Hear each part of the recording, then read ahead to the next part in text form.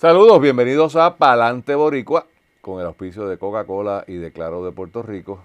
Y hoy me acompaña, yo no sé cómo describirla, es mi amiga, creo. A veces no me soporta, pero bueno, ¿qué vamos a hacer? Mirelsa Modesti, bienvenida. Gracias, Luis, encantada de estar aquí contigo y eso no es verdad que no te soporto.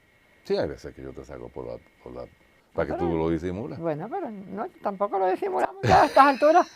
Pero ¿Qué tú eres? Tú eres profesora, tú eres psicóloga, tú eres, no sé si decir guionista o libretista, yo creo que es lo mismo, pero puede ser que no sea exactamente lo mismo. Y eres escritora.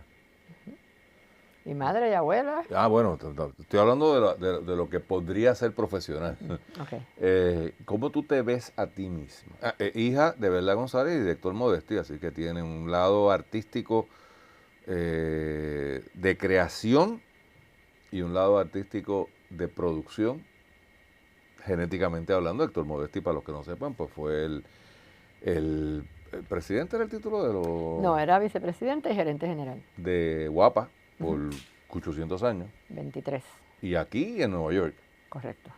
Y Verda, pues obviamente, desde bailarina de ballet hasta teatro, comedia, político, que es parte de un teatro.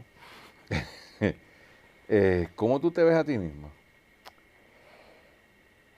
Como una entrometida, porque a mí yo me meto en todas partes. Yo realmente... Pero eres una psicóloga entrometida, eres una escritora entrometida, eres una qué entrometida. O todas las anteriores. Pero, es que, bueno, yo llego a la psicología, lo primero que fui, profesionalmente hablando, fue guionista. Guionista. Sí, yo empiezo a trabajar, yo estudio, lo que estudié fue en bachillerato en terapia física, iba a empezar a estudiar Terapia medicina. física, mira, esa yo no la sabía. Porque yo quería ser fisiatra, yo iba a estudiar medicina para especializarme en fisiatría. ¿Tu hermano es médico? Correcto, mi hermano es internista. Y entonces lo primero que yo estudio es un bachillerato en terapia física para entrar a la escuela de medicina y especializarme en fisiatría, que era lo que medicina deportiva era lo que me interesaba. ¿Qué te dio con eso? Yo llego a la Universidad de Puerto Rico a estudiar Derecho. Pero espérate. Porque mi papá... ¿Hay algún psicólogo, un psiquiatra en la casa para...? Por eso te dije. Porque mi papá siempre dijo que yo iba a ser una abogada espectacular. Con los años he aprendido que eso se traduce en que uno discute por todo. Jorobas demasiado. Y entonces me interesaba el derecho y llego a la Universidad de Puerto Rico y entro a la Facultad de Ciencias Sociales. Buscando el tema de buscando derecho. Buscando ir hacia derecho. Te doblaste un tobillo. No.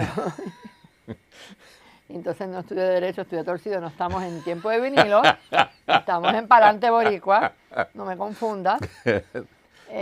Pero en ese primer semestre en la Universidad de Puerto Rico me reencuentro con Sharon Riley, amiga de mi madre de toda la vida, hija de Silvia Resach, que era amiga de mi madre, eran cuates que andaban por ahí por la Ponce de León, viendo a ver cuánto daba un rollo de papel de inodoro, de dónde llegaba cuando lo abrían.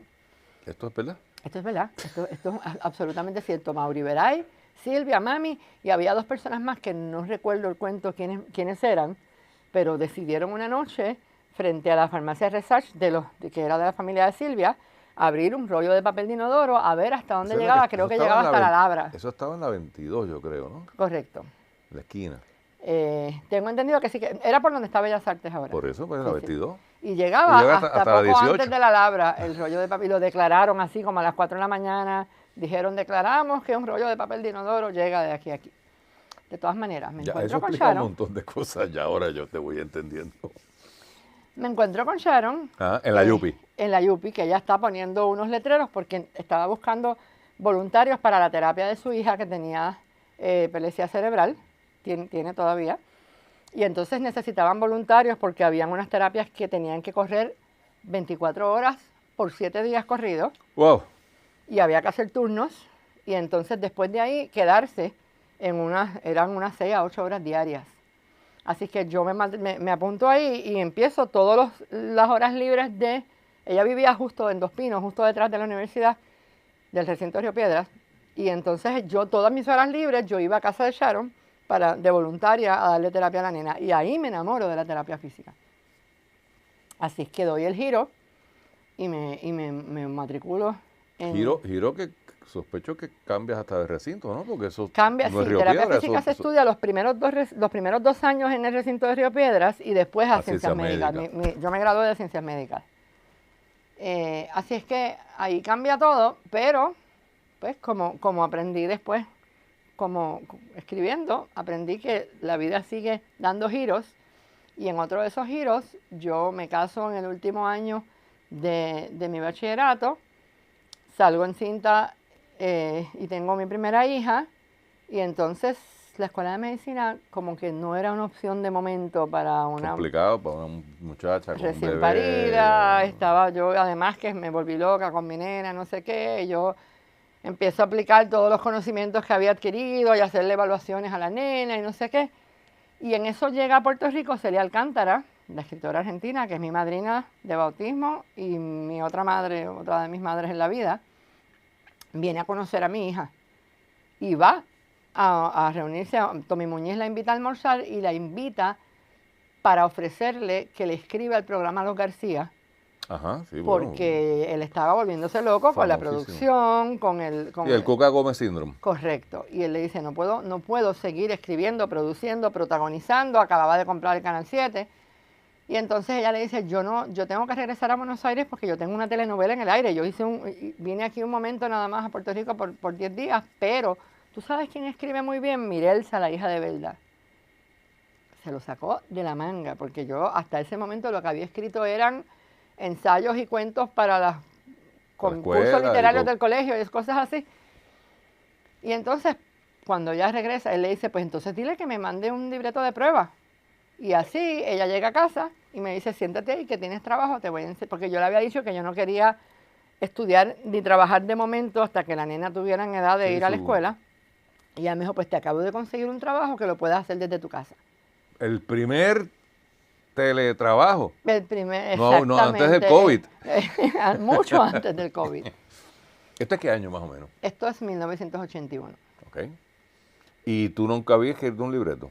Nunca en mi vida había escrito. ¿Y dónde leíste How to Write a Script? No, ella me enseñó.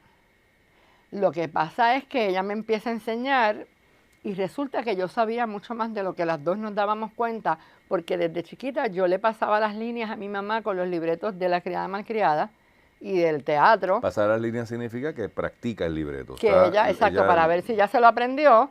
Ella dice su línea y yo le leo la línea del que está hablando con ella. Claro. Y entonces da la casualidad que, por ejemplo, el formato lo tengo metido en mi cerebro aunque no lo sepa. La duración de las escenas las tengo metidas en mi cerebro aunque no haya cobrado conciencia nunca. Y cuando empiezo a escribir me sale solo. Así que escribo ese primer libreto, se lo llevo a Tommy. Espérate. ¿Te inventaste la trama? O sea, alguien te dijo, vamos a hacer una escena. Yo conocí a Los García. Porque lo veía por televisión. Porque lo veía por televisión. Bueno, como estaba recién parida y estaba con la cosa de la nena y qué sé yo qué, pues no había visto los últimos episodios y no me había dado cuenta de algunas cosas que habían pasado en la historia. Y yo hago ese libreto, me inventé ¿Te inventaste tú? Sí. No fue que te dieron un pie forzado. No, me inventé un conflicto y yo sé que planteamiento, desarrollo, desenlace, exacto. Eso mismo, el libreto giraba 3/4 partes alrededor de Godofredo, que a mí me pareció un personaje absolutamente genial. Que era Rafa Muñiz, correcto. Se lo llevo a Tommy y él, me siento frente a él, muerta del susto. Sin conocerlo. Sí, Tommy, Tommy y mi mamá sí. de toda la vida, Okay. Y los Muñiz son como somos toda familia. Pero como quiera, Tommy es una figura que, era imponente porque ¿Sí? en esas cosas sí. Tommy tenía... yo nunca lo conocí en persona, pero de televisión se veía un viejito sentido buena del humor gente, espectacular, bien cool, pero en cosas de trabajo él era, sí. Y él, muy serio, empieza a leer aquello, se sonrió un poquito, como 3 veces. En una hizo, creo que eso fue todo.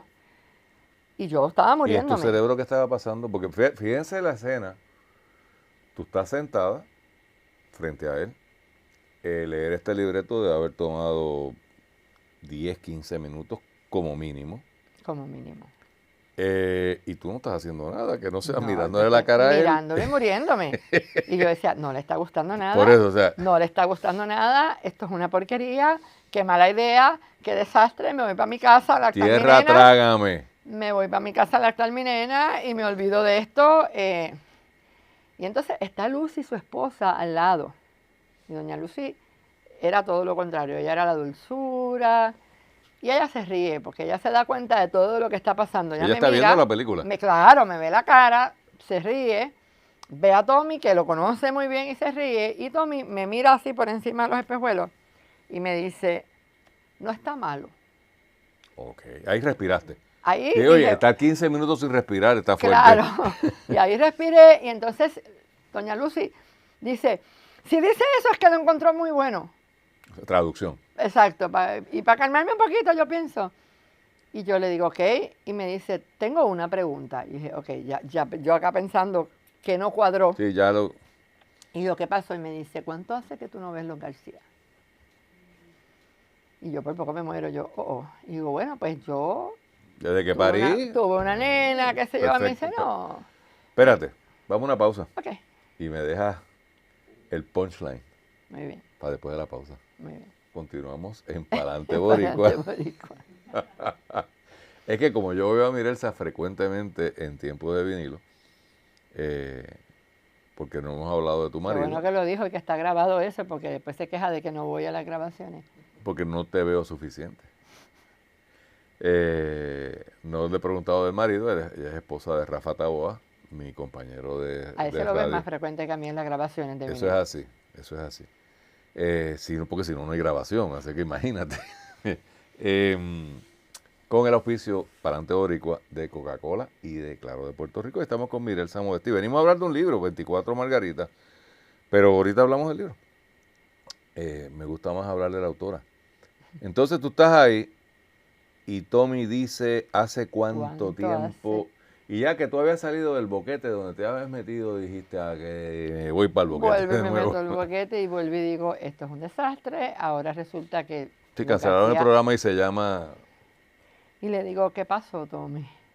Y me dice, bueno, Rafa está fuera del programa, O sea, Godofredo ya no existe. Godofredo no existía. Ellos se habían casado y se habían ido de Puerto Rico porque Rafa había decidido, estaba cansado de que en la calle la gente le decía a Godofredo, él tenía otros planes, Sí, él quería tenía hacer otras otra cosas cosa. que quería hacer con su vida y seguía siendo Godofredo para todo el mundo en la calle. Así que él le había Casi dicho, que al día de hoy. sí, la mala noticia que le tenemos es que eso no cambió muchísimo, por lo menos para esta generación. Ya las generaciones que vienen. Claro. Pero él me dice, bottom line, me gusta el libreto. Si tú consigues convencer a Rafa, lo grabamos. Pero no era más fácil cambiar el libreto. No, es que giraba casi completo alrededor de No, pero hacer otro libreto porque eso es para un día, ¿no? O sea, un programa de televisión es uno Bueno, semanal. quizás, pero él me dijo eso, me dijo, a mí me gusta si tú puedes armar que él venga, De que vengan de visita este o viaje, algo. que vengan por una semana, pasa esto que tú pusiste aquí y ellos se vuelven a ir. Si tú lo convences, pero yo desde ahora te digo que él dijo que él no vuelve a ser Godofredo. Así que si tú lo convences, lo grabamos. No se puede decir la respuesta que me dio, ¿verdad? Sí, se puede. Sí. Sí. La respuesta fue, vete para el carajo, Mirelsa. No, y no, y no. Y yo, Rafa, por favor, yo te suplico, mira que esto, mira que es la única oportunidad que tengo que tu papá me dio. Me cogió pena. Y O sea, me dijo, que suplicaste y Supliqué- no te tuviste que ir para allá. no, supliqué tanto, exacto. Supliqué tanto que me dijo, bueno. me Por vas ser a ti. Sí, me lo recuerda todavía hoy. Eso fue hace 42 años y me lo recuerda todavía hoy. Por ser a ti, me dijo, vas a ponerme que vengo de viaje Y que me muero. y que me vuelvo a ir y tú no me vuelves a poner de ninguna manera en ningún otro libreto. Yo te lo juro, te lo juro, te lo juro. Así que se grabó el libreto y me quedé de libretista de los García. Y de ahí, pues como siempre pasa, una vez empiezas a hacer una cosa, te empiezan a caer otra. Me llamaron para una obra de teatro infantil que se llamó El Bosque Encantado. De ahí hice 2 obras más de teatro. Me gustó mucho escribir teatro. Después Pero, surgieron espérate, otros. escribir teatro no es ser libretista. Escribir teatro es otra cosa.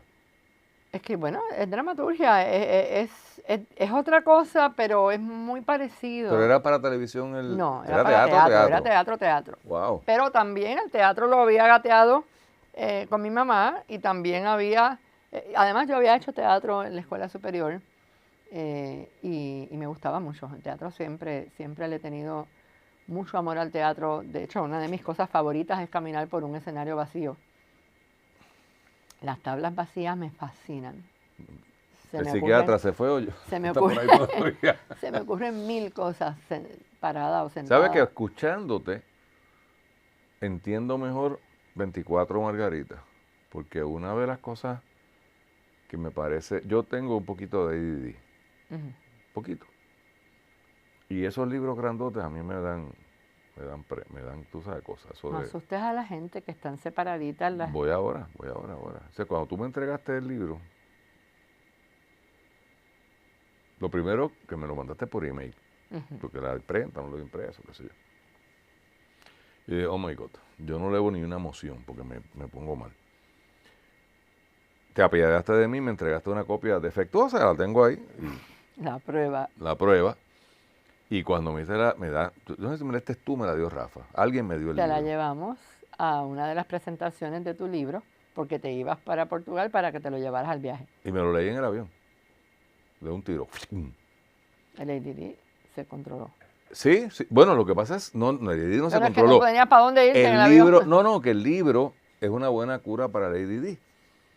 Y digo todo esto porque, y ahora entiendo, el libro, a pesar de ser grandote, son capítulos cortos y son en realidad escenas de teatro. Hay un elemento ahí bien de historia. Entonces, tú puedes leer, parar, no lo vas a poder parar porque ¿cómo fue que dijo Carl Serrano? Era lectura que... Engancha o algo así. Engancha o una cosa así. O sea, de momento es como ver una serie de esta de Netflix, la de 24 horas. Atrapa, yo creo que dijo atrapa. Fue una frase, hay que llamar a Oscar y preguntarle. Pero te quedas. Pero psicológicamente, para mí me ayuda que es entretenido y es corto, el capitulito, y es bien teatral, o sea, es bien... Bueno, yo soy bien visual. Esa es la palabra, bien visual. Yo soy bien visual y puede ser no. O sea, uno cuando escribe como uno ve. Yo necesito ver, por ejemplo, Rafa, sabes que lo de él es auditivo. Bueno, es visual porque se memoriza hasta los números de las páginas, él tiene las dos. Pero yo soy visual, yo tengo que escribir las cosas. Para estudiar, por ejemplo, yo no puedo escuchar una grabación de una clase. Yo estudiaba escribiendo, leyendo y escribiendo. Y tomando notas y leyendo mis notas. Y lo mismo, cuando escribo, me gusta ver lo que estoy escribiendo. Así que pienso que sí, que quizás algunas de esas escenitas, como tú dices... Háblame de 24 Margaritas, que después de todo fue a lo que venimos. 24 Margaritas surge... ¿Es tu tercer libro? Perdón, es mi tercer libro, sí. Está Verdolaguerías. Verdolaguerías, que es fantástico. Que es una colección de anécdotas de Verda González. Muy interesante, sobre todo los que conocimos a Verda, pues yo creo que sería interesante preguntarle a alguien que no conoció a Verda qué opina del libro. Yo me lo disfruté porque...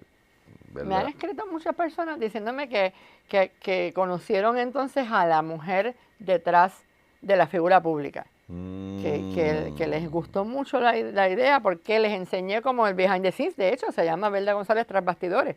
Verdolaguerías, Verda González tras bastidores. Y la idea era exactamente eso, que la gente viera la persona, el ser humano, la persona que había detrás de esa figura pública, que no era muy distinta, francamente. Yo creo que mami se proyectaba con la misma energía de ella, con el mismo humor de ella. Con la misma humildad y era una persona bien genuina. Transparencia. Exacto. Era una persona bien genuina. Mami, what you see is what you get. Y esa fue, yo creo que así fue ella. De hecho, cuando llegó a la política, por ejemplo, que la gente que sí, honorable, senadora, entonces la gente en la calle le decía, ¿verdad tú? Y la ayudante Era de la ella, criada malcriada. y la ayudante de ella se escandalizaba, y le decía a los empleados, por ejemplo, senadores, y mami le decía, Cuca, entiende que yo soy belga, yo, Sí, sí, yo, sí. yo he estado en la sala de la casa de la gente todos los días por 30 años, eso de senadora y De honorable, criada a malcriada. claro, No, porque si fuese una artista que representó grandes doñas o qué sé yo, pues bueno, pero es la criada malcriada. ujú, Vamos a la pausa y regresamos a 24 margaritas. llegaremos. Sí, llegamos, claro que sí. Continuamos en Palante Boricua con el auspicio de Coca-Cola y de Claro de Puerto Rico. Nos visita Mirelsa Modesti. Y vamos a hablar de 24 margaritas. Vamos a hablar de 24 margaritas. ¿Qué te cuento? ¿Por qué? Este libro tiene varios niveles. A grosso modo, pues es la historia de un político corrupto y sus vaivenes en el 2024, después de una elección donde un partido se tiene que reinventar. Pero tiene una entronque muy fuerte con una mujer controvertible de Ponce que tenía un prostíbulo. Vamos a empezar por ahí. Pues por ahí, honestamente por ahí empieza, porque yo descubro la figura de Isabel Luerza y me fascino con ella. Isabel la Negra. Isabel, mejor conocida como Tú Isabel la tú Negra, llamaste Isabel con su Luerza apellido. Oppenheimer, mejor conocida como Isabel la Negra. Y esa figura me fascinó. Y ¿Dónde te entonces, tropezaste con esa figura? esa figura, bueno, es que en diferentes Porque una momentos de niña mi fina vida, con buena educación no debe estar. en diferentes momentos de mi vida, pero encontré en YouTube encontré en YouTube un performance de un actor puertorriqueño que hacía de Isabel la Negra ¿Ah, sí? y me fascinó. Y entonces me fascinó el ¿Te acuerdas quién personaje. era tu lío con caras y Sí, nombres sí, complicados? tú lo conoces. Sí. Prosopagnosia se llama. ¿Cómo se llama? Prosopagnosia se llama la condición, no el actor.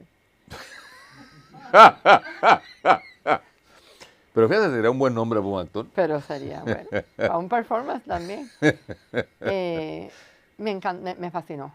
Y entonces quise saber más sobre ella y descubrí lo poco que hay escrito sobre ella. Hay novelas. Sí, hay novelas. Hay una novela del hermano de Rafael Hernández Colón, de José Hernández, que estoy tratando de, nunca llegué a ella. Estoy tratando de conseguirla, está afuera. Pues si usted sabe dónde conseguir ¿cómo se llama la novela? La pasión, de hecho, perdóname, ya llegué a ella porque Graciela Rodríguez Martínez, que es una amiga querida, fue una de las personas que hizo el prólogo y ella está buscándome una copia que tiene. ¿Pero cómo se llama? Para La pasión según Celestino. Something. Otra vez. Bueno, si usted sabe del paradero de algún libro de estos, por favor, comuníquese. No, esa la estoy buscando, no llegué. Pero Mayra Santos Félix escribió también una novela sobre ella. Pero yo no Y quería. había como un video, Hubo una película. Una película. Sí, pero yo no quería novelas. Yo quería biografía. Yo quería biografía. Historia. Yo quería historia. Y hay muy poco sobre. Hay un libro de Nelson García Santos que ese sí, ahí encontré muchos detalles que me sirvieron mucho. ¿Quién fue esta señora? Para entender quién fue ella. ¿Y quién fue? Isabel Luerza. Es una figura. Isabel Luerza es controvertible, ¿no? Nieta de una esclava de Ponce. De hecho, su segundo apellido, Oppenheimer, se lo da la familia que la libera. Cuando la libera, le da el apellido a su abuela materna. Y entonces ella ayudaba a su mamá haciendo limpieza en las casas de gente de alta sociedad de Ponce. Tuvo una niñez de mucha privación y las pasaron muy mal, de mucha pobreza. Y entonces ella, ya adolescente, ya casi adulta, se enamora de un hijo de una de estas familias. De un guaynabito. De las casas de un guaynabito ponceño. No, guaynabito no tiene que ver con guaynabo, tiene que ver con actitud. Exacto, de una de estas familias. Y él se enamora de ella también. Y de hecho le pone una casa, le compra una casa en Ponce. Y en esa casa ella cocinaba para las amistades de él y para las que venían, a veces con las novias, a veces con otras muchachas. Y ella los atendía, les cocinaba, les servía, le usaban la casa de motel también a veces. No digas eso, era una celebración al amor. Ay, eso sonó bonito. ¿Tú debes escribir ¿Verdad? novelas? No. Un día Isabel está caminando por las calles de Ponce con su prima Norma y ve que de la catedral sale una carroza como antes los novios, o sea, era una boda, pero salían como en una calesa por las calles de Ponce. Y entonces ellas corren Sí, ahora tienen un club de carros haciendo ruido. y de motoras. Y de motora. Pues ellas corrieron y salen a ver la novia, a ver los novios. Sí, lo que uno hace cuando uno ve que hay una boda saliendo, lo vaya a mirar. Y cuando mira, se da cuenta que el novio es su novio, o el amor de su vida, o el hombre que le ha comprado esa casa, con quien ella soñaba algún día poder casarse. Es su pareja, en el nivel que sea. Y fue un golpe tan grande, y ella le dice a su prima Norma en ese momento, le dice, de ahora en adelante el hombre que quiera entrar a mi casa va a tener que pagar. Okay. Y ella empieza a cobrar por el uso de los cuartos de la casa. Y de ahí, una cosa lleva a la otra, establece su negocio. Ese negocio... ¿Y el negocio era en esa casa? Comienza bueno, ella, eso fue muy informal. En aquel momento les decían amas de casa, les decían a la persona que tenía una casa donde el concepto de ama de casa fue evolucionando mucho. Después ella... O sea, el dancing place es en otro sitio. El primer dancing place es en San Antón. Pero San Antón estaba demasiado cerca del centro de la ciudad cuando el área metropolitana de Ponce va expandiendo, ya entonces queda demasiado visible. Y entonces ella se muda a Maragüez, que es un barrio de Ponce, pero más alejadito. Compra una propiedad bastante grande en terreno. Y entonces establece el negocio que estaba en el frente de la propiedad. Hay como un patio, atrás hay una casa, que le decían la casa grande, ella prefería decirle la casa de todos. En esa casa hay unas habitaciones donde solamente iban personas, ¿verdad? Muy, muy selectas, pero tiene unos búngalos detrás del negocio. Hay unos búngalos que eran donde, o sea, donde se daba la actividad. Donde se celebraba el amor. Donde se celebraba el amor, donde se daba la actividad de prostitución. Pero al frente era un dancing place de verdad. ¿Este sitio existe? Este sitio existe. De hecho, lo último que supe de él era que lo tenía había algo ahí de rehabilitación. Una iglesia o un grupo religioso lo tenía como un centro de rehabilitación. Wow, interesante. Así que, pero el negocio al frente era un negocio que uno podía ir a beber, había comida, había... no comida de restaurante, comía. Pero que sí había comida. No era un restaurante como tal, pero sí había empanadillas, pastelillos, molitos de pollo con papas fritas o con tostones. O sea, había un menú limitado, más bien de fritura, bebida, obviamente, una barra, su bellonera y había una tarimita para bailar. Así que si alguien lo que quería era ir a bailar, pues se podía ir a bailar allí y a darse los traguitos. Y entonces pues había una persona que era la que tenía el control de los cuartos, entonces pagaba el cuarto, escogía y podían darse una bailadita primero y después se iban a uno de los bungalows. Esta figura de Isabel a mí me apasiona, me encanta, empiezo a tratar de investigar sobre ella. Pero ¿y por qué entonces la novela no es sobre ella? Porque... Digo, es sobre ella, pero hay otras cosas. Claro, ¿no? Porque entonces, honestamente, ya sabía que quería hacer algo con esa figura y con esa historia, con ese lugar. Yo sabía que quería hacer algo anclado ahí, pero no tenía una historia y no quería escribir la biografía. No quería escribir su biografía, no quería escribir una novela porque ya había 2 o 3 novelas sobre ella. Así que como que eso se había quedado por ahí y yo no había hecho nada con eso.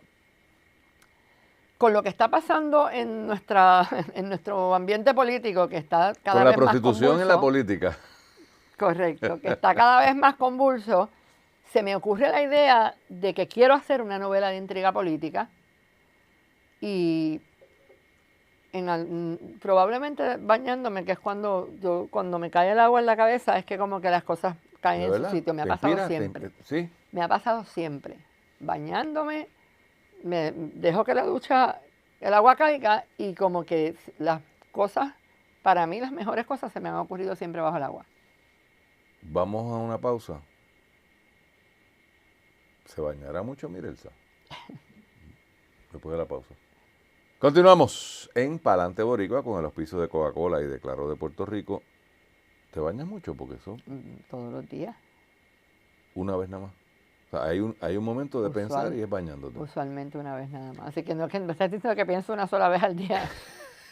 ¿Y qué pensaste en esa ducha con relación a 24 Margaritas? Que podía combinar eso que yo quería escribir sobre Isabel, podía ser el anclaje de una novela de intriga política. Todavía no tenía claro cómo era la cosa, pero dije, me gustan mucho siempre las novelas que van en retrospectiva. Así es que me puse entonces a investigar los años, de qué año a qué año el burdel en San Antón, de qué año a qué año en Maragüey, en qué año tenía que haber nacido nuestro protagonista para que ahora estuviera maduro y pudiera tener la posición que tiene cuando empieza la novela. Preside un senado. Correcto. Y entonces pues ahí hice lo que hago siempre cuando voy a escribir algo de esto, que es como un bosquejo inicial, y hago un timetable, empiezo a poner años. Esta persona nació en tal año se casó, en tal año entró a la política, en tal año, para verlo. Y una vez lo tengo visto, entonces es que puedo empezar a diagramar una historia y anclarla en ese timetable más o menos. Todavía, obviamente, como sabes, la novela empieza en el presente y va hacia varias épocas distintas en el pasado. Va y viene. Y regresa al presente. Pero no sé, al principio no va así, al principio va en orden. Una de las cosas que me llamó la atención de la novela, y creo que es interesante, es que los personajes no son ni buenos ni malos, o son buenos y malos. Y me llama la atención porque en Puerto Rico hay la tendencia, sobre todo en el tema político, de, no sé si llamarlo demonizar o Mitificar. o mitificar, que sería lo contrario, y entonces el que es bueno, y tú logras pintar unos caracteres, en mi época se llamaban redondos, donde hasta el más malo, bueno, Que es nuestro protagonista. que alguien podría decir que es el protagonista, es que no sé, porque Hay dos o tres. pero es que el problema es que el protagonista, que habrá que estipular que es malo, pero fue un buen hijo, fue un buen nieto. Y tiene buenos sentimientos, buenos a pesar sentimientos. de que a veces se le olvidan. Es O sea, que nunca me han gustado los personajes buenos ni malos. Eso nunca me ha gustado. De las cosas que me hace detestar una lectura es cuando veo esos It becomes predictable. También Sí. lo que pasa. Por eso es que, o sea, porque si ya yo en la página 30, siempre va a ser el que está vestido de negro con el antifaz y sale por ahí y El villano. El villano, pues el villano es el villano y se convierte en una cosa medio aburrida. A mí siempre y- me disgustó eso y he tratado siempre de mostrar gente buena haciendo cosas no muy buenas, porque los buenos a veces meten la pata y los buenos cuando los llevas contra la pared pueden hacer cosas muy terribles. Y los malos, pues tienen que tener a alguien a quien aman, a alguien con quien son buenos, porque es que una persona que sea mala 24/7, Nadie es malo. o casi nadie, ¿Tú crees que hay alguien que sea malo? es que no me gustan los absolutos, Bueno, por eso te hago la pregunta. pero no me gusta Lo decirlo, dijiste tú, no lo me dije yo. gusta decirlo absolutamente. Creo que no, Por eso. pero Digo, habría que pensar en un hay Jeffrey gente- Dahmer. hay gente, O exacto, en o sea, yo estoy seguro que Hitler, que posiblemente uno de los personajes de la historia que uno piense que es malo, amó a su pareja. y tenía un lado sensible porque era un pintor espectacular, así que no hay manera de no tener sensibilidad Bueno, para pintar de esa forma. todo ese régimen saqueó a Europa para llevarse el arte. Por lo tanto, o sea, si fuese malo, tú Tenía una pasión, quemas, tenía una quemas pasión, la cosa, tenía la una pasión, rompes. no O sea creo que eso lo reivindique ni lo salve no, del horror, no quiero decir eso, pero, Dios libre que yo pero quiera sí eso. Pero tenía un tenía, lado que no es, pues si fuese, o sea, si hubiese sido malo, pues hubiera con una cuchilla tú rompes la Mona Lisa. alguna Y sensibilidad ya tenía, alguna sensibilidad tenía. alguna sensibilidad tenía. Y nuestro protagonista, mozo, Eric Moreno, tiene una sensibilidad y me gusta, y de hecho cada vez que hace algo terrible, después te presento el otro lado, precisamente para que me acompañes en el camino de no odiar a alguien 100% y de entender el lado humano. Manejas temas que no son políticos, pero son de política. No sé si lo que dije tiene sentido. Por ejemplo, la transexualidad, que yo no la asociaría con la corrupción, con la política, ni siquiera con el tema de la prostitución y esa cosa. Y lo metes ahí, ¿por qué? Porque es un tema que para mí es importante, la diversidad para mí es importante, el que aprendamos a aceptar gente que rompe nuestros esquemas, pero hay que manejarlo porque están ahí, son tan humanos como yo y tienen tantos derechos como yo, pues no quiero invisibilizarlos, no quiero que se... De hecho, adelanto un spoiler, 24 Margaritas tiene una secuela que se llama Margaritas en el Tiempo, que ya se empezó a escribir, y ese personaje trans, ese personaje que es el nieto de nuestro protagonista, Margaritas en el Tiempo comienza 20 años después que termina aquí, y tenemos a este personaje corriendo al Senado como el primer hombre abiertamente trans en correr al Senado Qué de Puerto chévere, Rico. me alegro que hayas hecho eso, porque yo fui, creo que uno de los que te dije que habían varios Correcto. Sí, libros ahí. tú fuiste la persona que empezó a Ajo. decirme que había dejado unas historias, y de hecho, pues, Margaritas en el Tiempo es una retrospectiva, 20 años después, averiguamos qué pasó en estos 20 años, pero ponemos en contexto muchas cosas de aquí, de 24 Margaritas, que entonces nos enteramos por qué y cómo pasaron. Y ato lo que estábamos hablando ahorita, a pesar de que Mozo, protagonista, es o aprende a ser conservador porque es lo que está de moda y tal vez no era su inclinación, No, pero no era para nada. le toca políticamente serlo. No sé si le toca, escoge serlo por oportunista que es.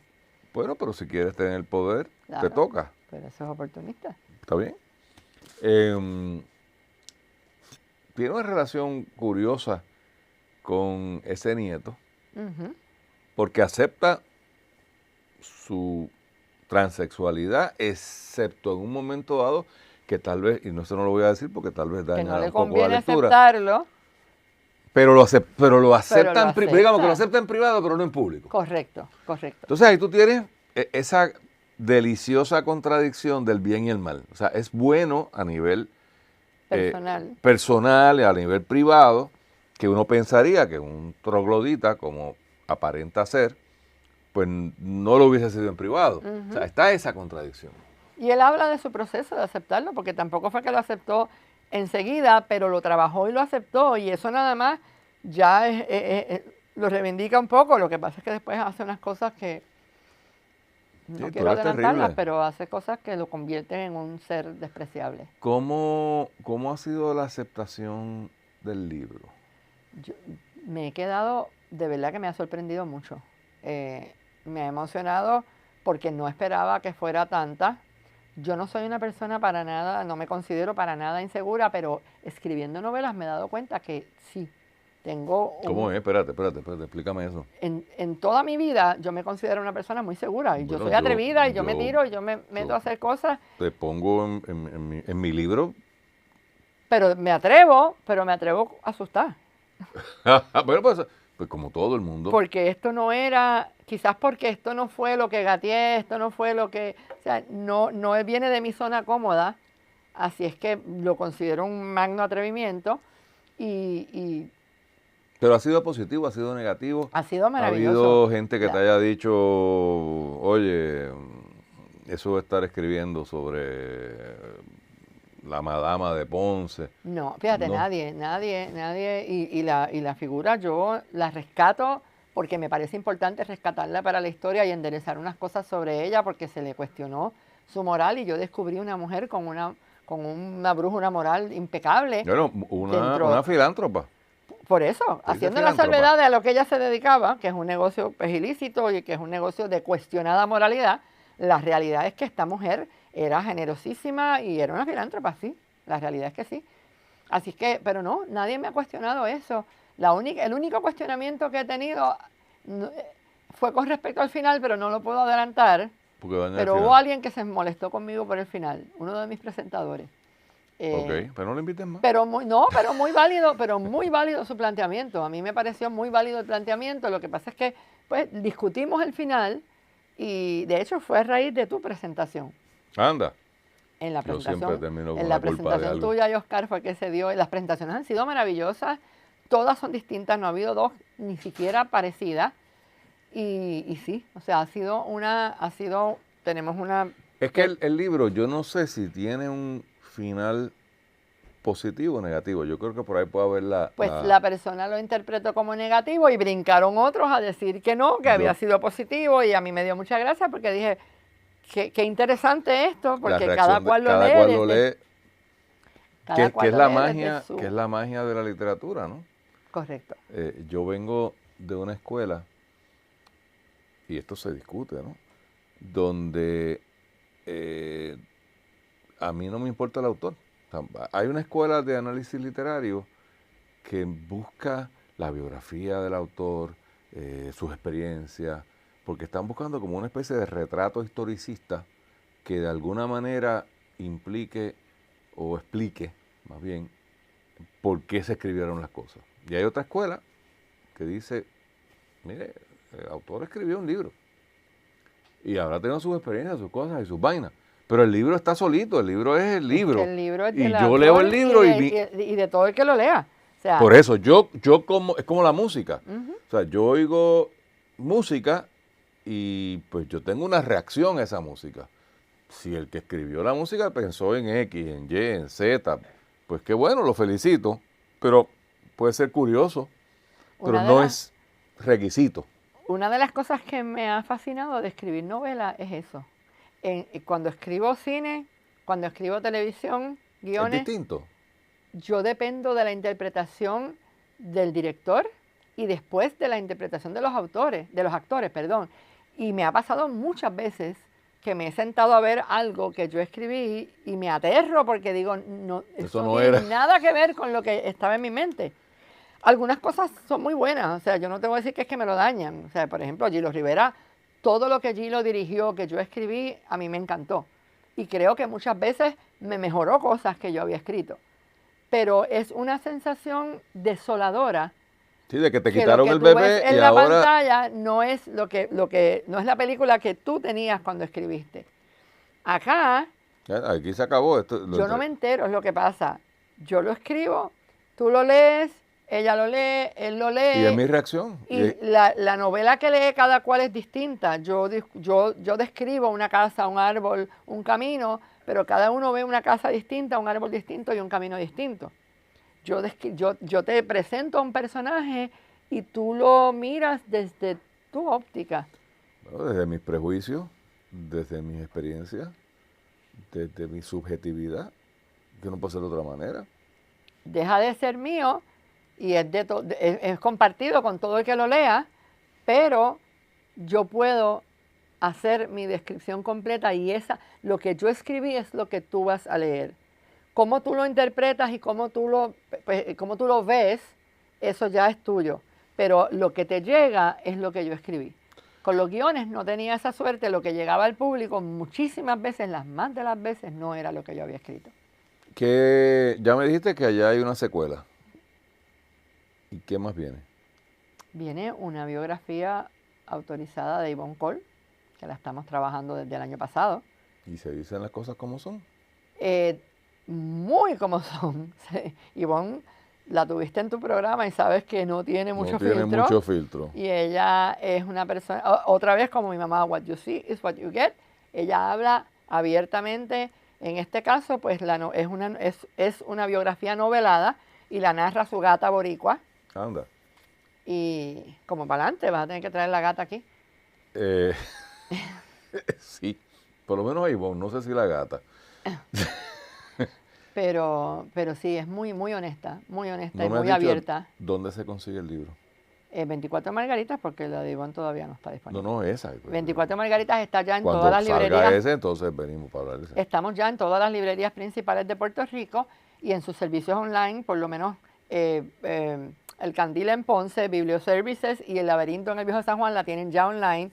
Creo que Norberto González también, pero no estoy segura, pero esas tres la tienen online y ya todas las librerías principales de Puerto Rico la tienen.